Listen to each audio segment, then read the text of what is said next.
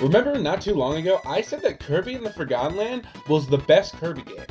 Well, allow me to correct that statement. Kirby and the Forgotten Land is the best mainline Kirby game. Kirby's Dream Course is actually the best Kirby game. This game is like mini golf, but with Kirby as the ball, and the objective is to destroy everything in your path. You may think I'm joking, but that is literally true. If you think Mario Party will end relationships, you haven't played Dream Course. In order to get the footage for this video, I brought along my two siblings to hang out, and let me tell you, it was an absolute blast. We were all hollering and having a good time. It was my brother and I specifically playing, and it certainly became a war. Although, our mutual lack of skill ended up bringing us together in the end. More on that later. I wish I had thought to record our audio, but I didn't, and I regret it because I would love to share it. Multiplayer matches are played in 4 different courses, each spanning 8 holes. For this romp, we played on Krakow course, at least for the game I recorded. There was a second game played on the Mr. Shine and Mr. Bright course. The 2 other courses are Wispy Woods course and Gordo course. If I had it my way, we would have played all 4 courses, but apparently 1 in the morning is considered too late for these people, and they wanted to go to bed. I say they're just a bunch of quitters. I remember one time I was at a friend's house. There were 4 of us hanging out, and myself and by far the least skilled gamer were playing a game. It was a scenario where I was the villain and my opponent was the underdog hero. Funny enough, he ended up winning, and I was given so much grief, I ended up going home. I still get made fun of for that by those guys, and it was like 5 years ago. For the record though, we do that kind of thing all the time, and we're still great friends, and I see them whenever I can. I actually have quite a few good stories about Kirby's Dream Course now that I think about it. I was always familiar with it, but when I was 15, I had another buddy who was obsessed with this game. I think Game Grumps had made a video about it, and this guy was a simp for Game Grumps, so he became like hyper focused on Kirby Golf. He ended up being gifted an SNES Classic, which had the game installed, and we played it a bunch. Did you know the SNES Classic has a different library depending on which region it's from? I learned that when fact-checking that Dream Course was on there, and I didn't gaslight myself into thinking it was. You know, I never realized until writing this that this game has a dedicated single-player mode. Apparently, when you play one player, there are 8 courses as opposed to 4. There's a total of 64 individual levels in the single-player campaign that I had never heard of until now, despite the fact that I've played this game so many times. Just never alone. The idea of playing this game alone is the equivalent of playing Mario Party alone in my mind. Yes, you can play it solo, but you would realistically never want to. That being said, I think it is awesome that they included a single player mode because not everyone is going to have friends to play with. I know there were many times when I was growing up, I had no one to play multiplayer focused games with because I didn't have friends who lived nearby who could come over, and my siblings never wanted to play with me.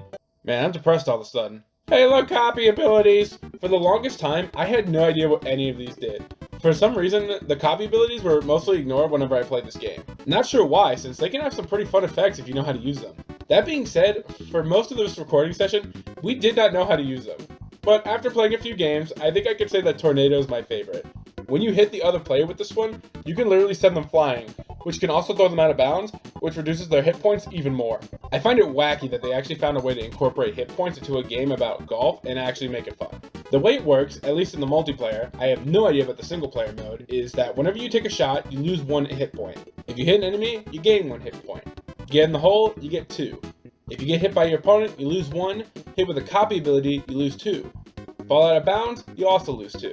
If you lose all your hit points, then you need to take a turn to recharge, in which after, you get back 4. Fun fact, if you and your opponent collide, you actually trade copy abilities, which can make things chaotic depending on the powers.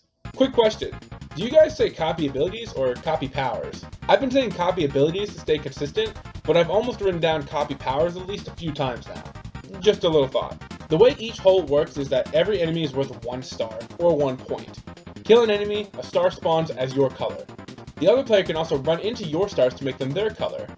Once all but 1 enemy are knocked out, then the last foe turns into the hole, which is now worth 2 stars. Whichever player has the most stars at the end of all 8 holes wins. Let me give you a piece of advice when playing this game. Do not leave the last enemy on top of a hill. If you do, that last guy turns into the hole, and if you aren't a master at this game, be prepared to spend an upsetting amount of time trying to get into that hole. You will constantly overshoot, undershoot, miss entirely. The aiming gets a little bit more tricky once slopes get involved. This happened during the recording session, and by the end of it, we were no longer playing to win. We were just playing to let the hole end. I wasn't even mad that I wasn't the one who got in. I was just glad we could go to the next hole. It was still wicked fun though. It really brought us all together against a common foe, the hill. I don't think it is completely out of the question that they make another one of these one day. Kirby's no stranger to spin-off party-like games.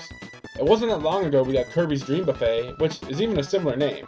Nothing like Dream Course in gameplay. Well, actually, I guess a lot of the games use Dream in the title now that I think about it. But I think they could totally make a sequel and sell it for like 20 or 30 bucks. Include a short campaign, doesn't need to be as many stages as the original, as long as the multiplayer is just as big as the original. At least 4 courses, preferably 5, all with 8 holes. Shove in some newer copy abilities, and I think you would have a recipe for a great time. They could probably make the game pretty cheap, and I think enough people know about this game that they would want to buy it. I assume I have convinced you all to boot up your Nintendo Switches, boot up the SNES Online app, and start playing Kirby Golf. Even better if you can bring a friend along for the ride. Hopefully soon, I can give the single player a try. As of the time of writing this, I've got a pretty long flight ahead of me, so I'm likely to give it a try there. If I manage to convince you to play, or if you have played it in the past, tell me about your experiences down in the comments. I am a fruit that is round, like Kirby. I am Kiwi.